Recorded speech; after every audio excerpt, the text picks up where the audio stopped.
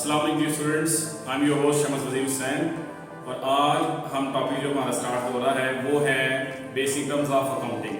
तो आज हम अकाउंट्स के बेसिक टर्म्स को जो है डिस्कस करेंगे। सो डियर स्टूडेंट्स, हम स्टार्ट करते हैं अपना topic he. The first one term is accountancy versus accounting versus book keeping. तो डियर स्टूडेंट, हम यहाँ पर जो है तीन चीज़ों का कंपेरिजन कर रहे हैं, अकाउंटेंसी का अकाउंटिंग के साथ, और साथ तीसरे नंबर पे है बुक कीपिंग जो है। जो मेरी प्रीवियस वीडियो थी अकाउंटेंसी के हवाले से, उसमें मैंने डिटेल से बताया था कि अकाउंटेंसी मेन सब्जेक्ट है जिसके अंदर हम कॉमर्स और बिजनेस के सारे सब्जेक्ट्स को स्टडी करते हैं। यानी कि आप आई.कॉम के स्टूडेंट हैं, ATP के स्टूडेंट हैं, BBA के स्टूडेंट हैं, M.Com के हैं, MBA के हैं, ACCA के या CA के स्टूडेंट हैं, तो आप सिंपली कह सकते हैं you are a student of accountancy. यानी कि अकाउंटेंसी मेन सब्जेक्ट है जहाँ से कॉमर्स और बिजनेस के सारे सब्जेक्ट्स जो हैं उनका ओरिजिन जो है यानी स्टार्ट होता है।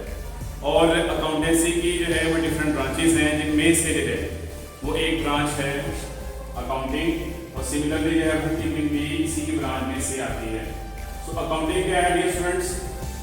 अकाउंटिंग को हम सिंपल वर्ड्स के अंदर जो है बोलते हैं it is tongue of business, it is language of business, क्योंकि इसका बिजनेस से कंसर्न है और जो जितने भी बिजनेस जो है ऑर्गेनाइजेशंस हैं उनको अकाउंट्स को मैनेज करने की जरूरत पड़ती है।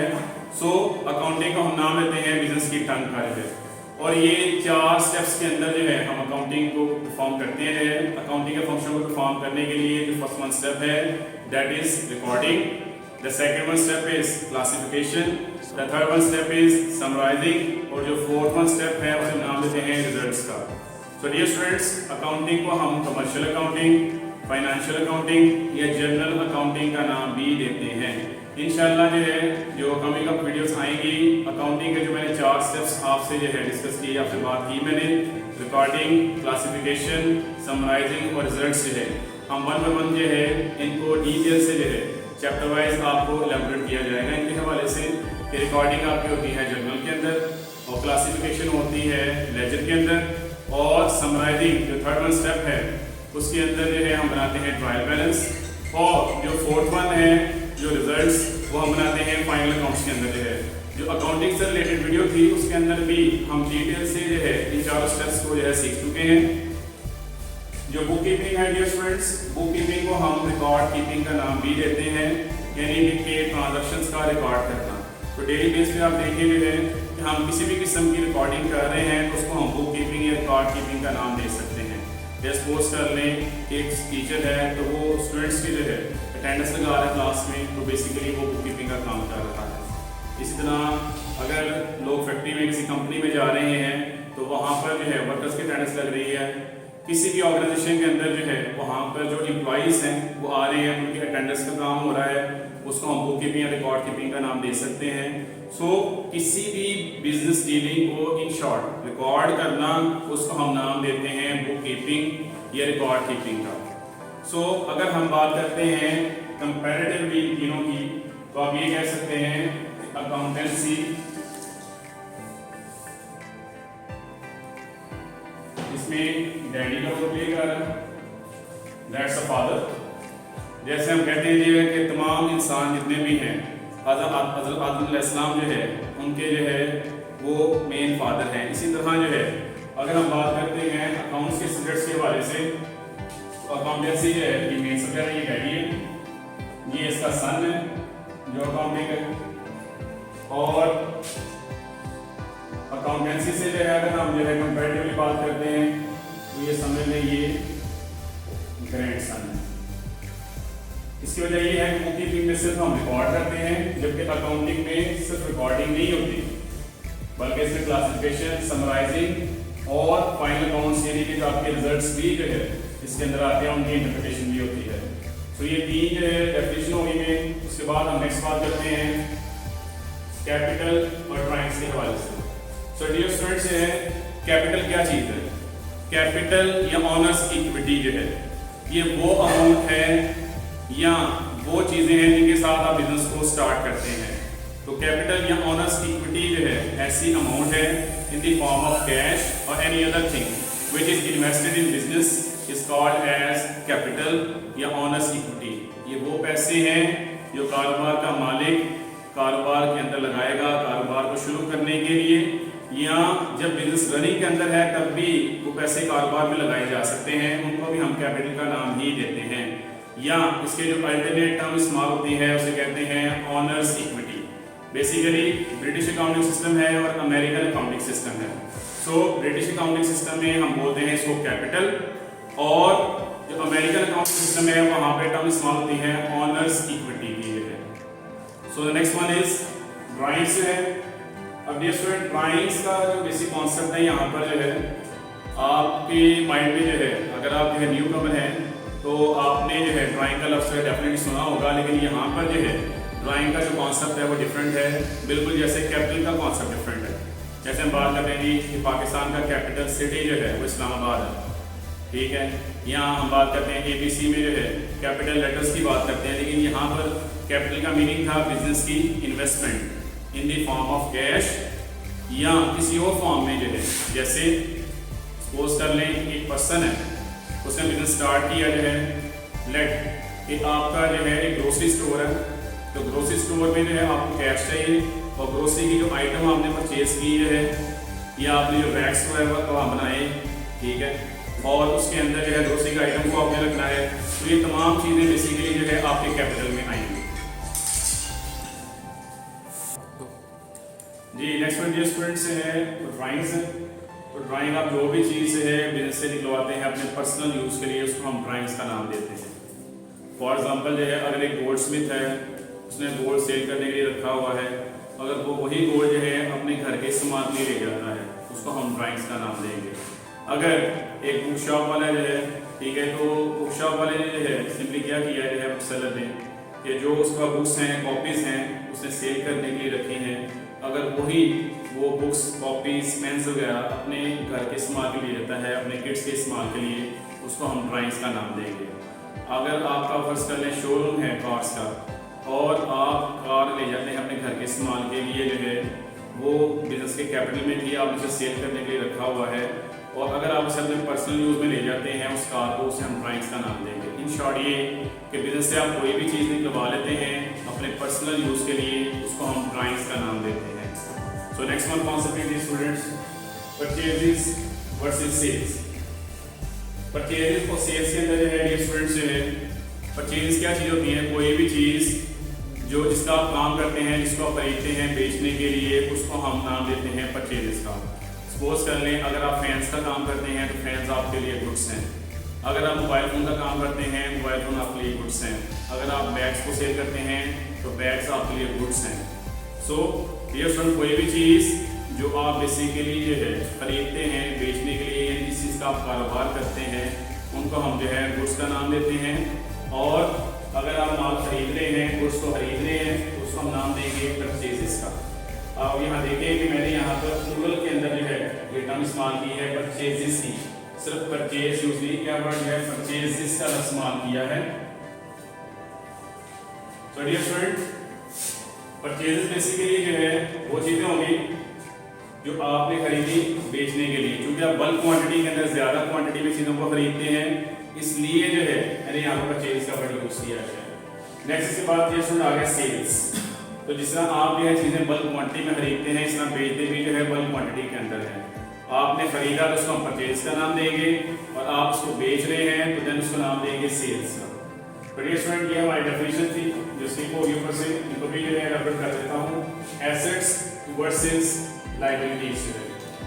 एसेट्स ये स्टूडेंट क्या होते हैं, जो बिजनेस की प्रॉपर्टी है, बिजनेस की पोजेशन में जो भी चीज़ है बिजनेस की मलकियत में, उसको हम नाम देते हैं एसेट का। सो डियर स्टूडेंट आपकी जो बिजनेस के एसेट्स हैं ये डिफरेंट फॉर्म में हो सकते हैं। जैसे आपके पास कैश है, आपके बैंक में पैसे पड़े हुए हैं, सपोज कर लें आपके बिजनेस की जो है बिल्डिंग है, आपके पास फर्नीचर है, आपके पास मशीनरी है, ये तमाम आपके कारोबार के एसेट्स हैं जो है। इस तरह अगर आपके बिजनेस की गुडविल, कारोबार की नेक नामी शोहरत है, वो भी कारोबार का असासा है। सो ये नेक्स्ट वीडियो में इंशाल्लाह जो है आपके आएंगे कमिंग अप वीडियोस, जब हम फाइनल काउंट का टॉपिक करेंगे तो उसके अंदर मैं आपको बताऊंगा कि एसेट्स की डिफरेंट काइंड्स होती हैं। जैसे करंट एसेट्स होते हैं, जो है फिक्स एसेट्स हैं, टेंजिबल फिक्स एसेट्स हैं, इनटेंजिबल फिक्स एसेट्स हैं। सो ये एसेट्स की जो है डिफरेंट काइंड्स में इंशाल्लाह हम जो है एलैबोरेट जो है किया जाएगा नेक्स्ट वीडियोस के अंदर जो है।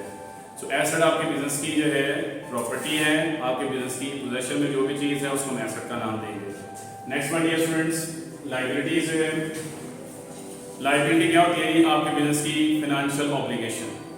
फिनेंशियल ऑब्लिगेशंस को हम नाम देते हैं लायबिलिटीज का। यानी आपके कारोबार में जो लोगों को पैसे अदा करने हैं, जिसमें आपके बिजनेस का ऑनर भी आ जाता है, तो वो भी बिजनेस के ऊपर एक लायबिलिटी है। तो आपने वो सॉन्ग भी सुना होगा जो है, उसकी मैं जो है आपको पैरोडी सॉन्ग में जो है उसको कन्वर्ट करके जो है बताता हूँ जो है।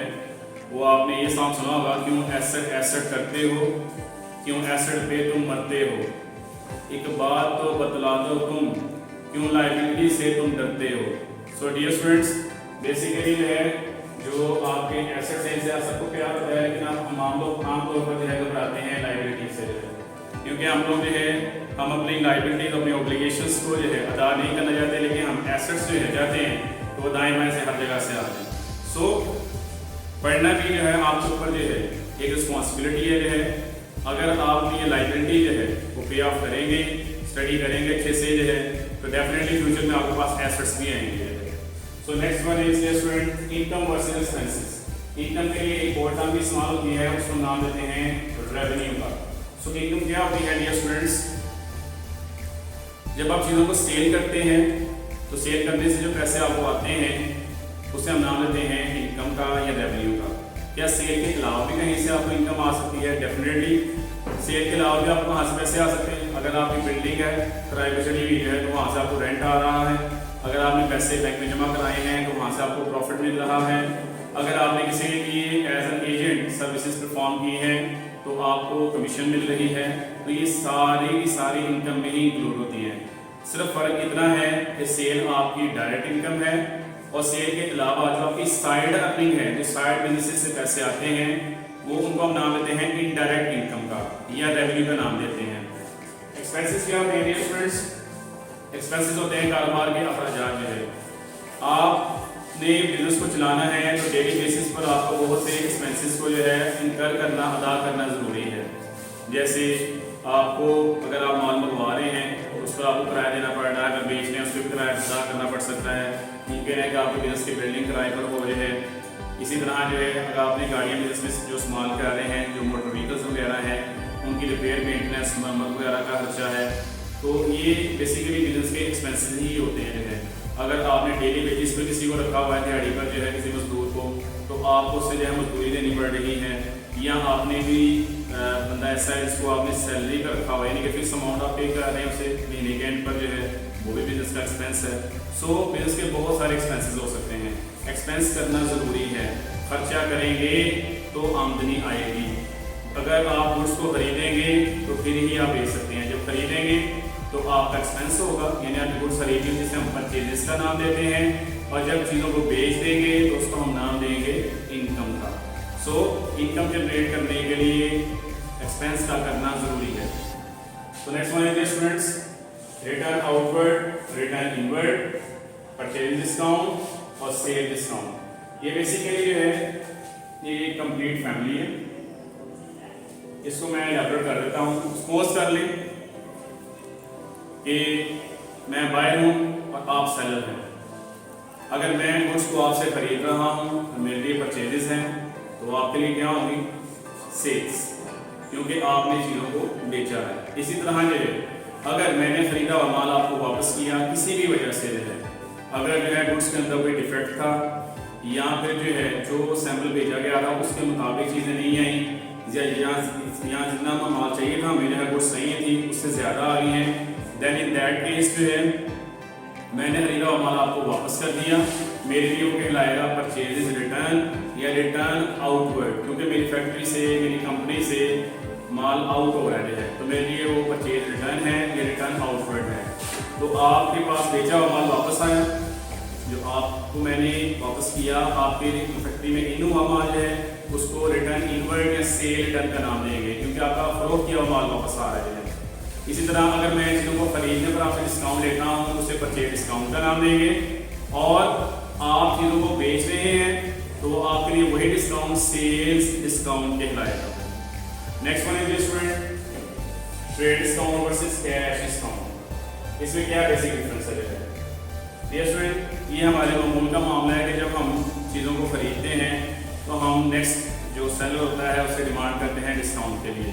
सो डियर स्टूडेंट, ट्रेड डिस्काउंट क्या होता है? बेसिकली जो कैटलॉग या लिस्ट प्राइस से हमें मिलता है डिस्काउंट, उसे हम ट्रेड डिस्काउंट का नाम देते हैं। आपने देखा होगा कि आप जैसे सपोज कर लें किसी फार्मेसी पे जाते हैं तो वहाँ से मेडिसिन लेते हैं तो उनके पास एक लिस्ट प्राइस होती है जिसमें मेडिसिन से है उनके नेम लिखे होंगे, साथ में प्राइस लिखी होगी, उसके ऊपर से अगर आपको डिस्काउंट मिलता है वो ट्रेड डिस्काउंट है। सपोज कर लें अगर आपने फर्नीचर खरीदना है, फर्नीचर खरीदने गए तो उनके पास एक बुकलेट थी, कैटलॉग थी, कैटलॉग के ऊपर जो है वो सोफ़ा है, बेड है, ठीक है, अलमारी है, इसके अलावा भी और जो फर्नीचर के डिफरेंट काइंड्स हैं उनकी तस्वीरें लगी हुई हैं और वो आपसे जो है डिमांड कर रहे हैं कि ये हमने प्राइस ऑफ पीस लिखी हुई है, फर्नीचर के साथ वही चार्ज करनी है, उसके ऊपर जो डिस्काउंट मिलेगा वो आपका ट्रेड डिस्काउंट होगा। सो डियर फ्रेंड, आपको अंडरस्टैंडिंग डेवलप हो गई होगी कि ट्रेड डिस्काउंट क्या होता है। ट्रेड डिस्काउंट बेसिकली जो है ऐसा डिस्काउंट है जो आपको कैटलॉग या किसी प्राइस के ऊपर मिल रहा है। सो द नेक्स्ट वन और अहम बात ये है कि ट्रेड डिस्काउंट का हम रिकॉर्ड नहीं करते हैं। The next one thing is cash discount. Cash discount क्या होता है? जब आप क्रेडिट सेल करते हैं तो जिसने आपसे उधार माल लिया अगर वो वक्त से पहले आपको पेमेंट अदा कर दे तो उसे हम नाम लेते हैं कैश डिस्काउंट का। इसका हम रिकॉर्ड करते हैं। कैश डिस्काउंट दो तरह का होता है, डिस्काउंट अलोड और डिस्काउंट रिसीव। अगर डिस्काउंट आप ले रहे हैं तो वो डिस्काउंट रिसीव है, अगर आप डिस्काउंट दे रहे हैं तो उसे हम डिस्काउंट अलोड का नाम दें। जी स्टूडेंट, जो नेक्स्ट डेफिनेशन है वो है डेटर्स वर्सेस क्रेडिटर्स। डेटर्स का उपनाम भी है, डेटर्स के लिए हम अकाउंट रिसीवेबल का वर्ड भी यूज करते हैं और इसके अलावा जो है सेल्स लेजर कंट्रोल अकाउंट का वर्ड भी इनके लिए इस्तेमाल किया जाता है। सो डियर स्टूडेंट, डेटर्स या अकाउंट रिसीवेबल या सेल्स लेजर कंट्रोल अकाउंट, ये बिजनेस के वो कस्टमर हैं जिनको हम उधार माल बेचते हैं या इनको उधार सर्विसेज देते हैं, यानी कि क्रेडिट बेसिस के ऊपर इनसे काम होता है और इनसे अभी हमने पैसे रिसीव नहीं किए होते, इसलिए हम इनको नाम देते हैं डेटर्स का या अकाउंट रिसीवेबल या सेल्स लेजर कंट्रोल अकाउंट। सो क्रेडिटर इसके उल्टे होते हैं। क्रेडिटर्स क्या होते हैं? ऐसे लोग जो है जिनसे हमने उधार माल लिया है या उधार या क्रेडिट बेसिस के ऊपर सर्विसेज दी हैं और अभी हमने इनको पैसे अदा करने हैं। तो क्रेडिटर्स के लिए जो है जो अल्टरनेट टर्म इस्तेमाल होती है वो है अकाउंट्स पेएबल या परचेजिंग लेजर कंट्रोल अकाउंट का वर्ड इनके लिए इस्तेमाल होता है students. Next one is stock और इन्वेंट्री। स्टॉक या इन्वेंट्री ऐसी गुड्स होती हैं जो अभी तक जो है सेल के गोदाम में पड़ी हुई चीज़ें, यानी गोदाम में चीज़ें पड़ी हैं लेकिन अभी तक सेल नहीं हुई है, यानी अनसोल्ड जो गुड्स होती हैं बिजनेस के अंदर रेडी होती हैं सेल के लिए, उनको हम स्टॉक या इन्वेंट्री का नाम देते हैं। लास्ट वन के स्टूडेंट ये आ गया कमीशन, प्रोप्राइटर और ट्रांजैक्शन। कमीशन क्या होती है स्टूडेंट? कमीशन बेसिकली जो है ऐसी अमाउंट है जो किसी पर्सन को हम देते हैं उसकी सर्विसेज के अगेंस्ट, लेकिन उसके अंदर जो है वो टाइम बाउंड नहीं होता जो है, तो उससे हमारे पास कितने घंटे काम करना है। तो जनरली जब आप एजेंट को कोई भी एजेंट उसकी सर्विसेज के अगेंस्ट पैसे से देते हैं उसे हम कमीशन का नाम देते हैं। स्टॉक एक्सचेंज का नाम आपने सुना होगा। स्टॉक एक्सचेंज के अंदर जो ब्रोकर एजेंट होते हैं वो शेयर्स को सेल करवाते हैं, तो उसके अगेंस्ट उनको पैसे मिलते हैं, उसे हम कमीशन का या ब्रोकरेज का नाम देते हैं। इस तरह प्रॉपर्टी डीलर्स का नाम तो आपने जो है डेफिनेटली सुना होगा जो है, तो प्रॉपर्टी डीलर से क्या करना है? प्रॉपर्टी को सेल करवाने में सेलर और बायर को हेल्प करते हैं और उसके अगेंस्ट जो पैसे चार्ज करते हैं उसे हम कमीशन का नाम देते हैं। इन शॉर्ट जो ऑनर होता है चीज़ों का वो एजेंट से जब सर्विसेज लेता है तो उसके बदले में जो मुआवजा रेम्यूनरेशन जो अदा करता है उसे हम कमीशन का नाम देते हैं। और प्रोप्राइटर इसे कहते हैं। प्रोप्राइटर बिजनेस का ऑनर है जो बिजनेस को स्टार्ट करता है, उसे रन करता है प्रॉफिट के लिए। ट्रांजैक्शन क्या है स्टूडेंट?